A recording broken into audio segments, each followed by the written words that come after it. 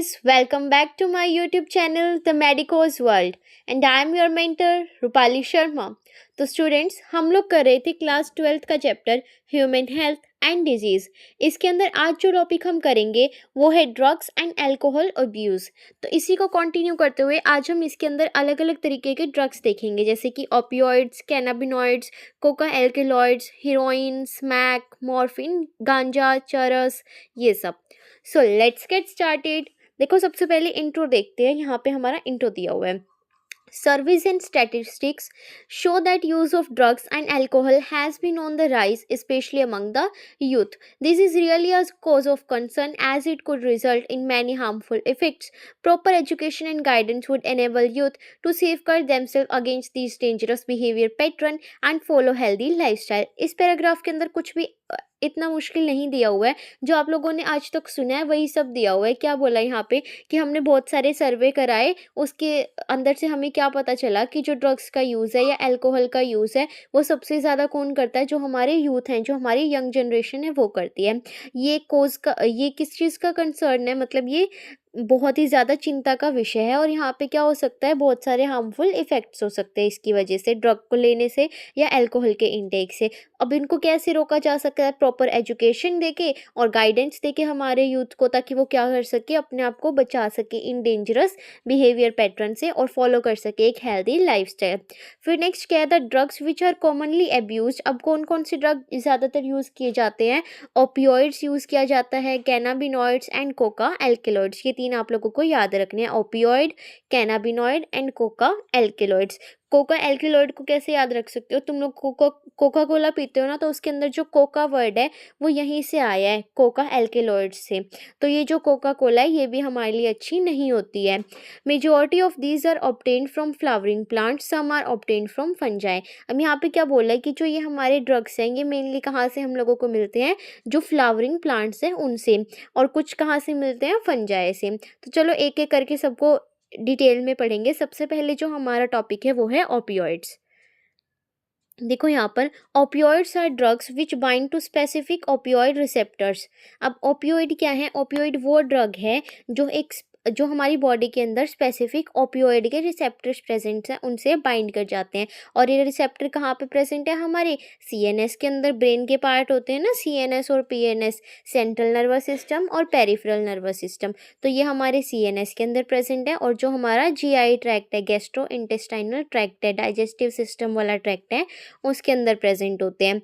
क्या क्या पढ़ा अभी तक? ओपियोइड ऐसा ड्रग है जो कौन से रिसेप्टर पे जाके बाइंड करेगा? नाम से ही बता रहा है, ओपियोइड रिसेप्टर पे, जो कहाँ कहाँ प्रेजेंट है? हमारे सीएनएस में प्रेजेंट है और जीआईटी में प्रेजेंट है। अब heroine, commonly called smack. Heroine को तुम लोग क्या कहते हो कॉमनली? घर का नाम क्या है हीरोइन का? स्मैक है। उसका केमिकल नेम क्या है? Di acetyl morphine. Di acetyl morphine which is a white, जो कैसी है? वाइट है, देखने में ऑर्डरलेस, मतलब इसकी कोई स्मेल नहीं है। और इसका टेस्ट कैसा है? बिटर, कड़वा टेस्ट है। क्रिस्टलाइन कंपाउंड्स है, मतलब छोटे छोटे क्रिस्टल्स होते हैं इसके। ये कैसे मिलता है तुम लोगों को? देखो नाम ही बता रहा है, इसका नाम क्या है? Di acetyl morphine. यानी कि जब हम मॉर्फिन का एसिटाइलेशन करते हैं तो हमको क्या मिल जाएगा? हीरोइन मिल जाएगा, स्मैक मिल जाएगा। ठीक है, जो कहाँ से एक्सट्रैक्ट होता है? From the latex of poppy plant, papaver somniferum से मिलता है तुम लोगों को। कहाँ से मिलेगी हीरोइन या ओपियोइड्स तुम लोगों को? पॉपी प्लांट्स के लेटेक्स से मिलती है। और पॉपी प्लांट का केमिकल नेम क्या है? साइंटिफिक नेम क्या है? पेपावर सोमनिफेरम। देखो यहाँ पे पिक्चर भी दिखाई हुई है तुम लोगों की, ये रही opium, poppy plant, papaver somniferum. Generally taken by snorting. इसको कैसे ले सकते हो तुम लोग? स्नॉट कर सकते हो, मतलब इनहेलेशन कर सकते हो, सूंघ के ले सकते हो, या फिर डायरेक्टली बॉडी के अंदर इंजेक्ट कर सकते हो। और जो हमारा हीरोइन है वो कैसा है? डिप्रेसेंट, यानी कि जो तुम्हारा सीएनएस है, ब्रेन जो है, उसकी एक्टिविटी को क्या कर देगा? ये डिक्रीज कर देगा। डिप्रेसेंट है ये तो डिक्रीज कर देगा, यानी कि तुम्हारा ब्रेन जो है वो स्लो फंक्शन करने लग जाएगा। और तुम्हारे बॉडी के अगर ब्रेन ही तुम लोगों का स्लो फंक्शन करने लग गया तो बाकी सारी चीज़ों को कौन कंट्रोल करता है? हमारा ब्रेन ही तो करता है ना। तो हमारी पूरी बॉडी क्या हो जाएगी? स्लो डाउन हो जाएगी, सारी बॉडी के फंक्शंस स्लो हो जाएंगे। और जो पर्सन है उसकी बॉडी में कैसा फील होगा? लिथार्जीनेस फील होगी, फेंटेड फील होगा, तुम लोगों को टायर्डनेस होगी, है ना, थका थका महसूस होगा। तो देखो यहाँ पे एक बार स्ट्रक्चर दिखाया हुआ है मॉर्फिन का। ये देखो, ये जो स्ट्रक्चर दिखाया हुआ है ये किसका स्ट्रक्चर है, मॉर्फिन का, तुम्हारे हीरोइन का। इसके अंदर क्या कर दिया तुम लोगों ने, ये मॉर्फिन के स्ट्रक्चर में अगर दो एसिटाइल ग्रुप जोड़ दोगे, डाई एसिटाइलेशन करा दोगे, तो क्या मिल जाएगा तुम लोगों को, हीरोइन मिल जाएगा। अब हम हीरोइन को कैसे ले सकते हैं, स्नॉट कर सकते हैं या इंजेक्ट कर सकते हैं। और हमें कौन से प्लांट से मिलता है ये ओपियोइड, पॉपी प्लांट से, जिसका साइंटिफिक नेम क्या है, पेपावर सोमनीफेरम है। और ये इसके रिसेप्टर कहाँ कहाँ प्रेजेंट है, एक तो हमारे सीएनएस के अंदर प्रेजेंट है और एक हमारे जीआईटी के अंदर प्रेजेंट है, गैस्ट्रो इंटेस्टाइनल ट्रैक्ट के अंदर। ये स्ट्रक्चर तुम लोगों को याद करना पड़ेगा, क्योंकि एज इट इज़ ये फिगर आ सकती है क्वेश्चन पेपर के अंदर, नीट के या किसी भी एंट्रेंस एग्जाम के अंदर, कि which one of the following is the structure of morphine. Chemical structure तुम लोगों को पहचानना होगा वहाँ पे। तो एक चीज़ याद रखना, यहाँ पे CH ग्रुप होता है, एन के साथ जो जुड़ा हुआ है, नाइट्रोजन के साथ कौन सा ग्रुप जुड़ा हुआ है, मिथाइल ग्रुप। तो यहाँ हो सकता है कि ऑप्शन के अंदर यहाँ मिथाइल की जगह और अलग अलग ग्रुप्स दे दे तुम लोगों को। तो पहचान कैसे रखोगे तुम लोग कि मॉर्फिन के अंदर CH3 ग्रुप जुड़ा होता है, तुम्हारा मिथाइल ग्रुप। नेक्स्ट ड्रग है हमारा, वो है कैनाबिनोइड्स। कैनाबिनोइड्स जो होता है ना, वो किसी एक केमिकल का नाम नहीं है, वो ग्रुप होता है बहुत सारे केमिकल्स का, जिनको हम लोग क्या बोलते हैं, कैनाबिनोइड्स बोलते हैं। अब जैसे हम लोगों ने पीछे देखा था कि जो हमारे ओपियोइड्स थे, हीरोइन थी, स्मैक थी, मॉर्फिन थी, वो किस पे जाके अटैच हो रहे थे, ओपियोइड के रिसेप्टर्स पे। ऐसे ही जो इस ड्रग का नाम है, उससे इसके रिसेप्टर का नाम बना दो कि कैनाबिनोइड कौन से रिसेप्टर से जाके अटैच होंगे, कैनाबिनोइड रिसेप्टर से, जो कहाँ पे प्रेजेंट है, हमारा मोस्टली ब्रेन के अंदर प्रेजेंट है, मेजॉरिटी के अंदर। जैसे हम लोगों ने यहाँ पे देखा कि जो ओपियोइड के रिसेप्टर थे वो कहाँ कहाँ प्रेजेंट थे, हमारे ब्रेन के अंदर प्रेजेंट थे। मतलब कोई भी चीज़ हो, कोई भी ड्रग हो, उसके रिसेप्टर ब्रेन के अंदर तो मोस्टली प्रेजेंट होते ही हैं।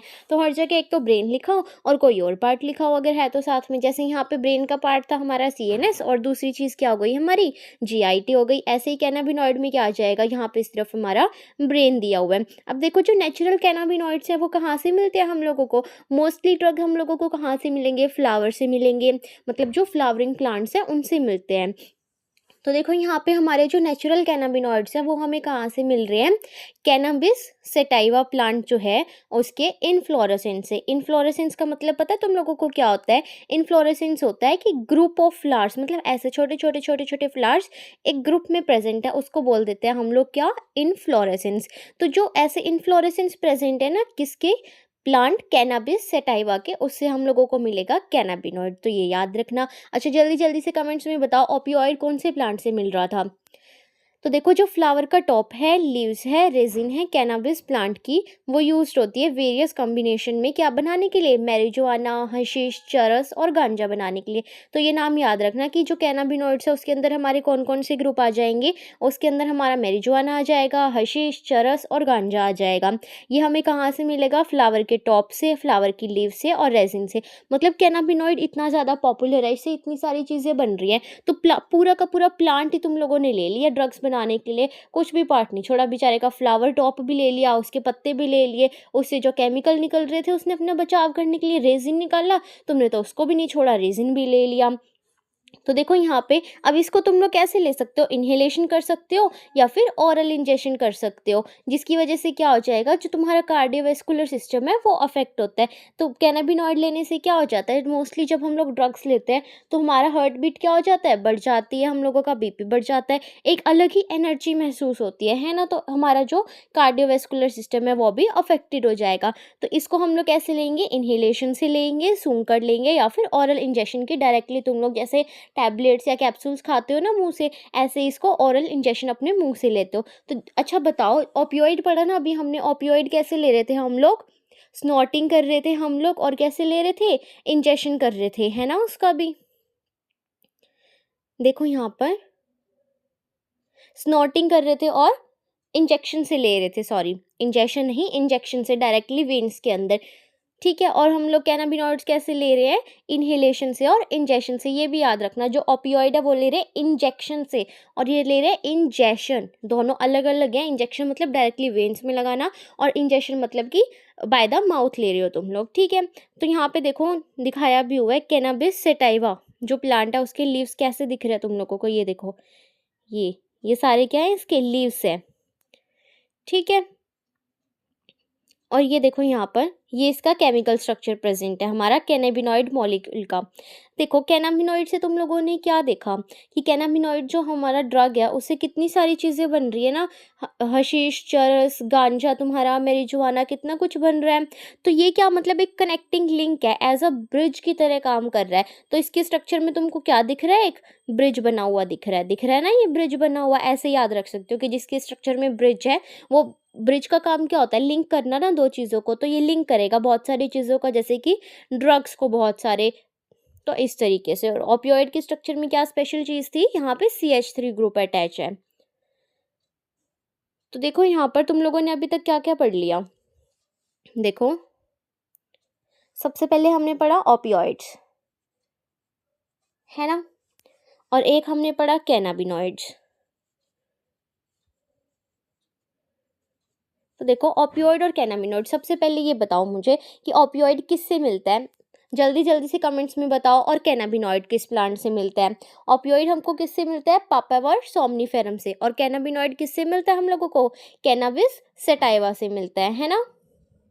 उसके बाद हम लोगों ने क्या देखा यहाँ पर कि इनके रिसेप्टर कौन कौन से हैं। ओपियोइड के रिसेप्टर को क्या बोला जाता है और कैनाबिनॉइड के रिसेप्टर को क्या बोला जाता है। ओपियोइड के रिसेप्टर को हम लोग बोलते हैं यहाँ पर ओपियोइड रिसेप्टर, और कैनाबिनॉइड के रिसेप्टर को बोलेंगे कैनाबिनॉइड रिसेप्टर। ओपियोइड को कैसे ले सकते हो तुम लोग, इंजेक्शन के थ्रू ले सकते हो, एंड इसको इंजेक्शन के थ्रू, इसमें स्नॉटिंग करते हैं और इसके अंदर हम लोग इनहेलेशन करते हैं। अच्छा ये बताओ इसके ओपियोइड के रिसेप्टर कहाँ कहाँ प्रेजेंट होते हैं, हमारे CNS के अंदर और हमारे GIT के अंदर। और कैनाबिनॉइड के रिसेप्टर कहाँ प्रेजेंट होते हैं, हमारे ब्रेन के अंदर, जो किसको अफेक्ट करते हैं, हमारे कार्डियोवेस्कुलर सिस्टम को अफेक्ट करते हैं। और हमने क्या पढ़ा यहाँ पे, ओपियोइड के अंदर हम लोगों ने पढ़ा कि जो हीरोइन है वो ओपियोइड की कैटेगरी के अंदर आता है, जिसको हम लोग क्या बोलते हो तुम लोग, स्मैक भी बोलते हो। जो कैसे मिलता है, जो हमारा मॉर्फिन है उसका डाई एसिटाइलेशन करा दो, 2 एसिटाइल ग्रुप उसके अंदर जोड़ दो, क्या मिल जाएगा, वो तुम्हारा हीरोइन बन जाएगा। जो कैसा होता है, वाइट होता है, odourless and bitter crystalline compound होता है, ठीक है। और ये हमको कहाँ से मिलेगा, latex of the Poppy plant से मिलेगा, उसके लेटेक्स से। और ये कहाँ से मिल रहा है तुमको कैनाबिनॉइड, फ्लावर के टॉप से मिल रहा है, रेजिन से मिल रहा है, और तुम लोगों को लीवर से मिल रहा है, ठीक है। अभी तक एज सच कुछ भी इतना डिफिकल्ट नहीं पड़ा है, तुम लोग डिफरेंस करके पढ़ोगे तो तुमको सब याद हो जाएगा। तो फिर नेक्स्ट देखो हमारा यहाँ पर क्या है स्ट्रक्चर। देखो बच्चे नेक्स्ट हमारा यहाँ पर जो ड्रग है वो है कोका एल्किलॉइड, जिसको हम लोग कोकेन भी बोलते हैं। कोका कोला पीते हो ना तुम लोग, वही वाला कोका है ये, कोका एल्किलॉइड या कोकेन। जो कहाँ से मिलेगा तुम लोगों को, कोका प्लांट से मिलेगा, जिसका साइंटिफिक नेम क्या है, एरिथ्रोजाइलम कोका। एरिथ्रोजाइलम कोका, जो नेटिव कहाँ का है, मतलब मोस्टली कहाँ पे पाया जाता है, कहाँ से पैदा हुआ है, ये साउथ अमेरिका से, वो इसकी मतलब नेटिव कंट्री है, तुम लोग कह सकते हो। It interfere with the transport of neurotransmitter dopamine. अब देखो जैसे जो तुम्हारा कैनाबिनोइड है वो किसको अफेक्ट कर रहा था, कार्डियोवैस्कुलर सिस्टम को, जो तुम्हारा हार्ट वाला सिस्टम है उसको। तो ऐसे ही जो तुम्हारा कोकेन है, ये कोका एल्केलॉइड है, ये किसको इफेक्ट करेगा, तुम लोगों के न्यूरोट्रांसमीटर को। न्यूरोट्रांसमीटर आई होप तुम लोगों ने +1 में पढ़े होंगे नर्वस सिस्टम वाले चैप्टर में, न्यूरल कंट्रोल एंड कोऑर्डिनेशन के अंदर। न्यूरोट्रांसमीटर क्या होते हैं, जो हमारा ब्रेन है वो इम्पल्स को कंडक्ट करने के लिए कैसे इतने सारे सिग्नल्स लेता है, भेजता है, प्रोसेसिंग करता है। तो उसके अंदर एक केमिकल रिलीज होता है न्यूरॉन से, जिसका नाम है न्यूरोट्रांसमीटर, जो सिग्नल्स को ट्रांसमिट करने का काम होता है। बहुत सारे न्यूरोट्रांसमीटर होते हैं, मोस्टली तुम लोगों ने नाम सुना होगा एसिटाइल कोलिन, सुना है नाम एसिटाइल कोलिन। अच्छा जल्दी जल्दी से कमेंट्स में बताओ कि एसिटाइल कोलिन का क्या काम होता है। तो जैसे एसिटाइल कोलिन हमारा न्यूरोट्रांसमीटर है ना, ऐसे ही हमारा डोपामिन भी क्या होता है, एक न्यूरोट्रांसमीटर होता है, ठीक है। जो क्या करता है, डोपामिन के रिलीज होने से तुम लोगों को यूफोरिया की स्टेज मोस्टली महसूस होती है। मतलब तुम लोगों को लगता है कि तुम्हारे अंदर बहुत ही ज़्यादा हाई अमाउंट के अंदर एनर्जी आ गई है, और इसकी वजह से तुम लोगों को हेल्यूसिनेशन या फिर डेल्यूजन बोलते हैं कि भ्रम हो रहा है। मतलब जो चीज़ असल में प्रेजेंट नहीं है तुम्हारे सामने, तुमको वो भी दिखने लग जाती है, ठीक है। फिर नेक्स्ट है तुम्हारा कोकेन, जिसको तुम लोग क्या बोलते हो, कोक और क्रैक भी बोला जाता है इसको। इसको कैसे लोगे तुम लोग, कोका एल्केलॉइड को लोगे तुम लोग स्नॉट करके, जैसे ओपियोइड ले रहे थे स्नॉटिंग से। इसके पास क्या होता है, it has a potent stimulating action on the CNS। अब जैसे ये हमारा किसको अफेक्ट कर रहा था, कार्डियोवेस्कुलर को, ऐसे ये किसको अफेक्ट करेगा, तुम्हारे CNS को अफेक्ट करेगा। और एक सेंस ऑफ यूफोरिया तुम लोगों की बॉडी के अंदर प्रेजेंट हो जाती है, जिसकी वजह से तुम्हारी एनर्जी क्या हो जाएगी, हाई अमाउंट के अंदर इंक्रीज हो जाती है। एक्सेसिव डोसेज अगर तुम लोगों ने ले लिया, बहुत ही ज़्यादा हाई अमाउंट में कोकेन का तुम लोगों ने यूज़ करा, तो तुम लोगों को हेलुसिनेशन भी होने लग जाएगी। मतलब एनर्जी तो तुम लोगों को यूफोरिया कह सकते हो तुम लोग कि एक अलग ही खुशी मिलने लग जाती है। मतलब छोटी छोटी बातों पे ना बंदा ऐसा समझने लग जाता है कि मैं ही सबसे पूरी दुनिया को खुश रख रहा हूँ, इतनी ज़्यादा एनर्जी आ जाती है उसके अंदर। और हेलुसिनेशन होता है भ्रम पैदा होना, मतलब मति, वो कह देते हैं ना, मति भ्रमित हो गई है इसकी, तो मतलब जो चीज़ नहीं भी प्रेजेंट है वो भी तुम लोगों को दिख रहा है। फॉर एग्जाम्पल मान लो तुम्हारे सामने कोई रोप पड़ी हुई है, रस्सी पड़ी हुई है, वो तुमको क्या दिख रही है, तुम्हें स्नेक की तरह दिख रही है। कोई पिलर है तुम्हारे सामने, वो तुम्हें एक इंसान की तरह दिख रहा है ना। बट ऐसा प्रेजेंट असली में नहीं होता। तो ये यहाँ पे याद रखना कि डोपामिन रिलीज हुआ, जिसकी वजह से यूफोरिया एंड हेलुसिनेशन तुम लोगों को प्रोड्यूस होने लग गई बॉडी के अंदर। तुम्हारी एनर्जी क्या हो गई, इंक्रीज हो गई। अब दूसरे जो वेल नोन प्लांट्स है जो हेलुसिनोजिक प्रॉपर्टी शो करते हैं, अभी याद रखना जो ये प्लांट्स मैं बता रही हूँ ना, एट्रोपा बेलेडोना और धतूरा, ये इसके अंदर नहीं आते कोकेन के अंदर। मतलब कोकेन की तरह, जैसे ये कोकेन हमारा डोपामिन रिलीज करता है, हेलुसिनेशन कॉज करता है, ऐसे दूसरे प्लांट है जो हेलुसिनोजेनिक प्रॉपर्टी शो करता है, जैसे कि एट्रोपा बेलाडोना एंड धतूरा। ये याद रखना, धतूरा तुम लोगों का दिखाया भी, वह शिव जी को चढ़ाते हो ना धतूरा, भांग धतूरा। अब इन दिनों क्या हो गया, जो कैनाबिनॉइड्स है उनको यूज़ करते हैं कौन, हमारे स्पोर्ट्स पर्सन यूज़ करते हैं बहुत ज़्यादा अमाउंट में। क्यों? क्योंकि उनके अंदर, अब देखो तुम्हारे जो कोका एल्केलॉइड्स है, कैनाबिनॉइड्स, उनका काम क्या है, एनर्जी इंक्रीज कर देंगे ना वो तुम्हारी, जिसकी वजह से कंपटीशन के अंदर जो तुम लोगों को एनर्जी चाहिए होती है रनिंग वगैरह के लिए, या अटेंशन सीकिंग बिहेवियर चाहिए होता है, वो स्पोर्ट्स पर्सन के अंदर आ जाता है। किसकी वजह से? कैनाबिनॉइड की वजह से।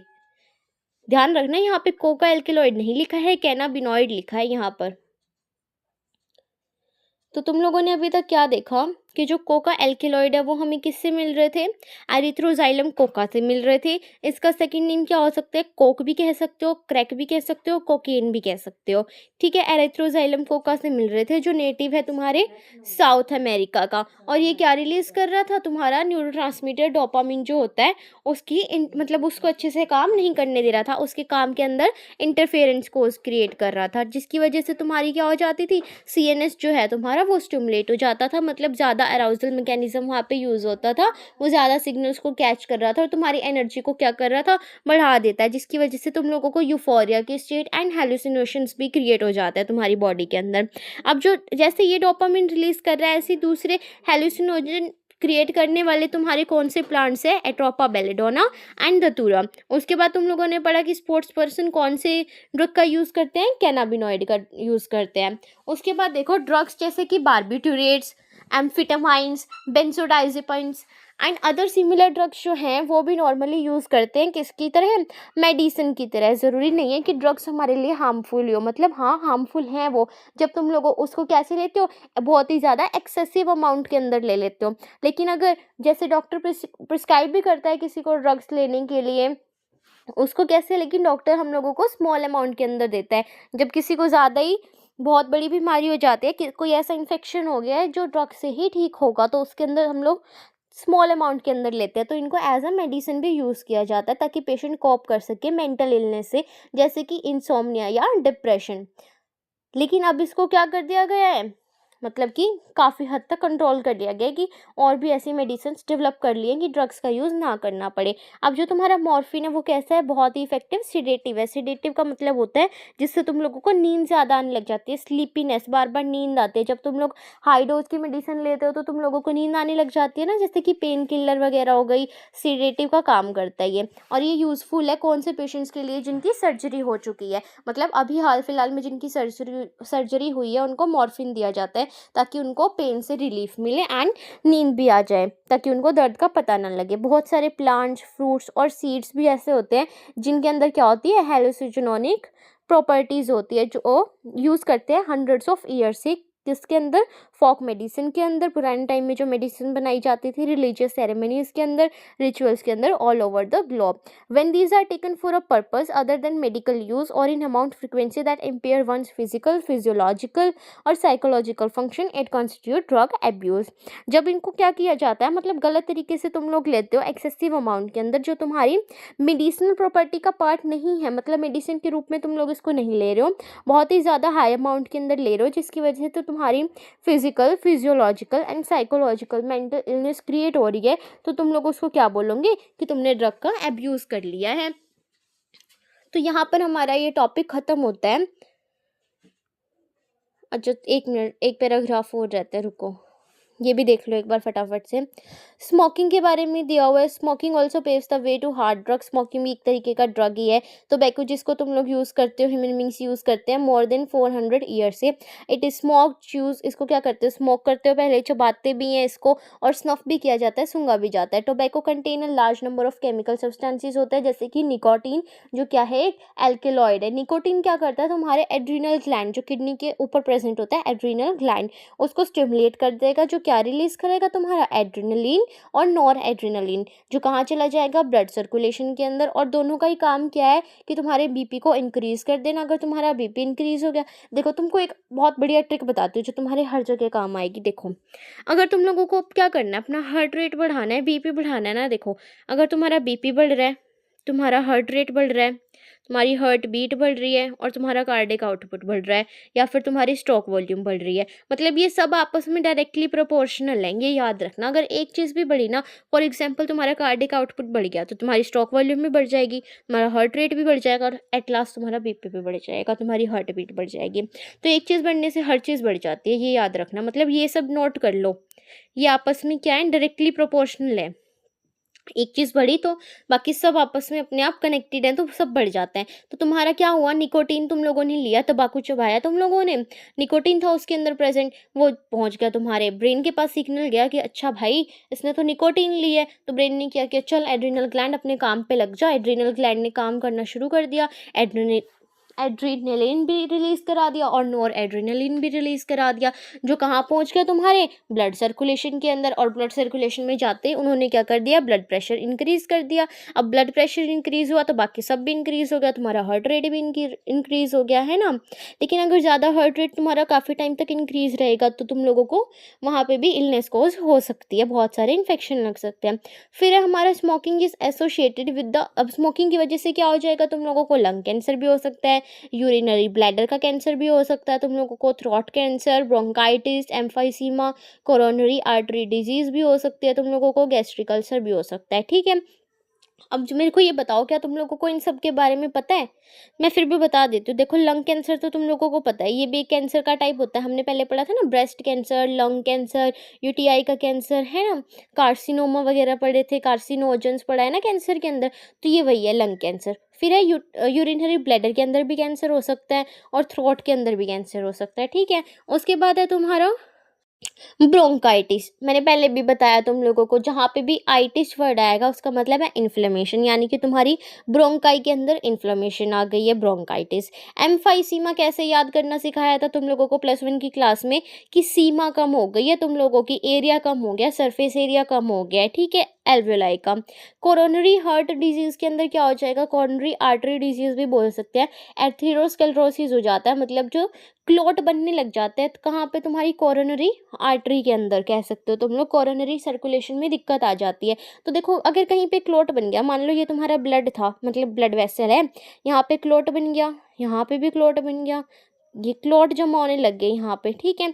तो पहले जो ब्लड जा रहा था यहाँ पे, पहले ब्लड इतनी जगह से जा रहा था, अब ब्लड इतनी जगह से जा रहा है, तो ब्लड फ्लो क्या हो जाएगा, कम हो जाएगा ना, मतलब वहाँ पे वॉल्यूम कम जाएगी ब्लड की, है ना।